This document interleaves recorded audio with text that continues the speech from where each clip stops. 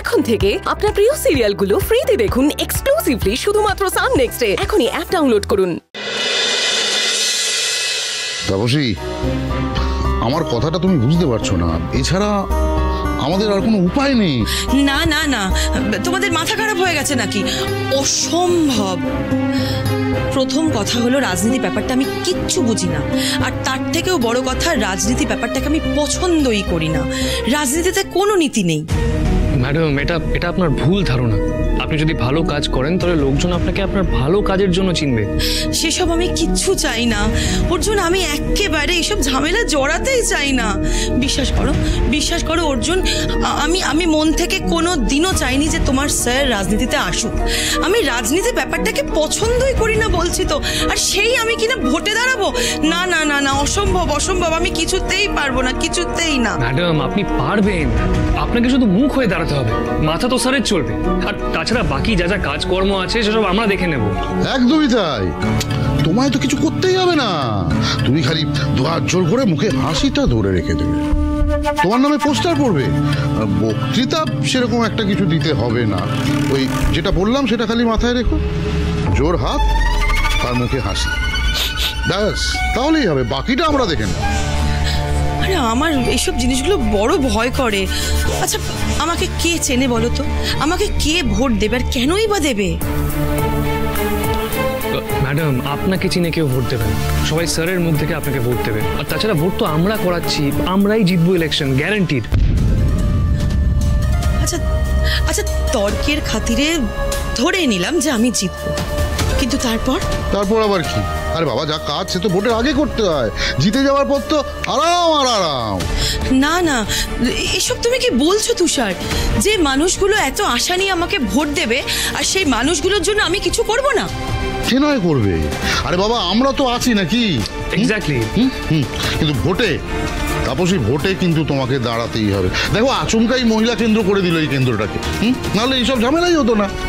Madam, আপনি কেন এত টেনশন করছেন বলুন তো? আমরা সবাই তো আছি। দেখুন, এই ইলেকশনের সাথে স্যারের মান সম্মান জড়িয়ে আছে। আমরা এতদিন ধরে যা খাটাখাটনি করেছি সব জলে যাবে। আর তাছাড়া ম্যাডাম, রসুলপুরের লোকেরা স্যারকেই চায়, কিন্তু এবার ইলেকশনে স্যার দাঁড়াতে পারছে না। তার পেছনে কারণটা তো আপনি জানেন। তাই আপনাকে স্যার হয়ে দাঁড়াতে হবে। আর আপনি ইলেকশনে দাঁড়ালে রসুলপুরের লোকেরা ভরসা পাবে। ম্যাডাম, প্লিজ রাজি হয়ে যান, প্লিজ ম্যাডাম। Madam, please. আচ্ছা, ঠিক আছে, আমি রাজি। নিশ্চিন্ত হলাম।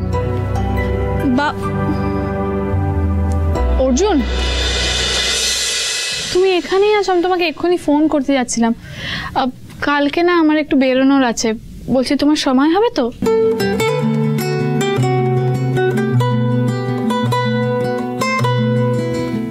অর্জুন, হ্যাঁ, তোমার সময় হবে তো?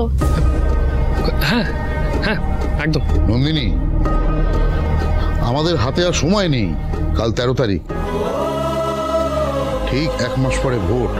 এখন অর্জুনের কাঁধে কত দায়িত্ব জানো? আর এখন তুমি অর্জুনকে নিয়ে...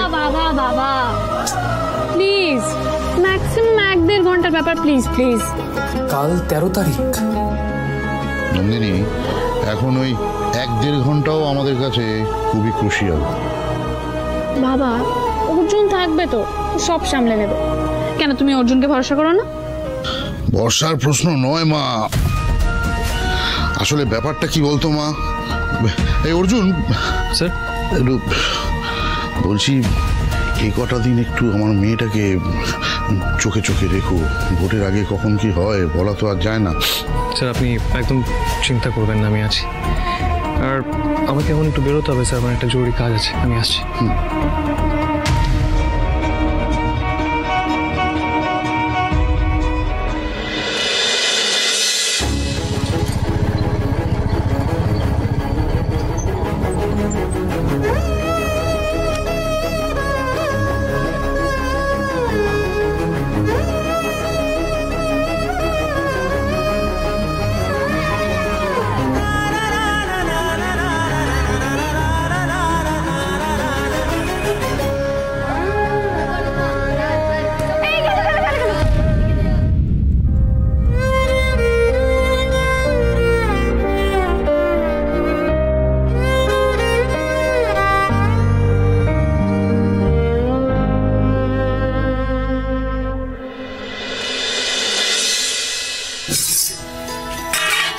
দাদা ভাই, দাদা ভাই, আরে খাবি আয়, অনেক রাত হয়ে গেছে, 12টা বাজতে যায়। কি রে? এই তো দিদি বড্ড খিদে পেয়েছে। অনেক রাত হয়ে গেল, কি? আসবি তো? তুই খাসনি? আরে আমার খাবারটা বেড়ে রেখে দিতিস, আমি খেয়ে নিতাম। উফ, তোকে তো সেই আবার ভোরবেলা উঠতে হবে। আমি ঠিক উঠে পড়বো, তুই খা। তুই উঠে পড়বি আমিও জানি, কিন্তু রাত হয়ে গেছে, তুই তো খেয়ে নিতে পারতিস। হোক রাত, একা একা খেতে আমার একদম ভালো লাগে না। কি হলো, তরকারি দে, শুধু রুটি কি দিয়ে খাবো? আরে তরকারি তো খুঁজছি, কোথায় গেল? আরে পিসি, ও পিসি, তরকারিটা কোথায় গো?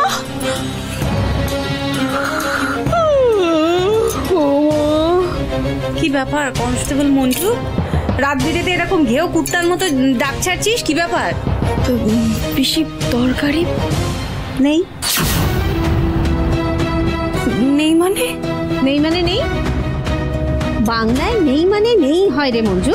তুই উর্দুতে খুঁজে দেখ না, তার মানেও নেই। পিসি তাহলে তাহলে আমরা খাবো কে দিয়ে? রুটি রেখেছি, রুটি খাবি জল দিয়ে? সে না হয় আমি শুধু শুধু খেয়ে নিলাম, কিন্তু দাদা ভাই তো পারে না, তুমি তো খুব ভালো করে জানো পিসি। তুমি ওর জন্য একটু তরকারি রাখলে না, অনেকটা তো হয়েছিল, সবটা তোমরা খেয়ে নিলে। একটা রাত্রি না খেলে কিচ্ছু হবে না, এমনিতে আমার না খেতে থাকার অভ্যেস আছে, কাজের মধ্যে থাকলে আমার এমনিতেই খাওয়া হয় না। কিন্তু বিশুমণি, একটা কথা বলবো, তুমি আমার কথাটা না নাই ভাবলে, বোনের দিকটা তো একটু ভাবতে পারো। আরে ও তো পুলিশের চাকরি করে, সারাদিন দৌড়াদৌড়ি খাটাখাটির মধ্যে থাকে, ওর জন্য তো একটুখানি তরকারি রাখতে পারতে। থামবি, এ ওর হয়ে ওকালতি করছে, ও এর হয়ে ওকালতি করছে। এই সমস্ত ওকালতি আমি রাত্রিবেলা শুনতে পারবো না। আর শোন মঞ্জু, খুব একবারে বড় গলা করে বলছি যে এক কানি তরকারি করে রেখেছি, আলু ফুলকপির তরকারিতে আলুর ভাগই বেশি ছিল। তা আমার মেয়েটা কি খেত? শুধু আলু রুটি দিয়ে খেয়ে শুয়ে পড়তো? একজন রুটি জল দিয়ে খাবি, একজন মুড়ি জল দিয়ে খাবি, পেট ভরা নিয়ে কথা, সেটা হলেই হলো। না খেতে পারলে পেটে খিল মেরে পড়ে থাক, যত সব ন্যাকামি।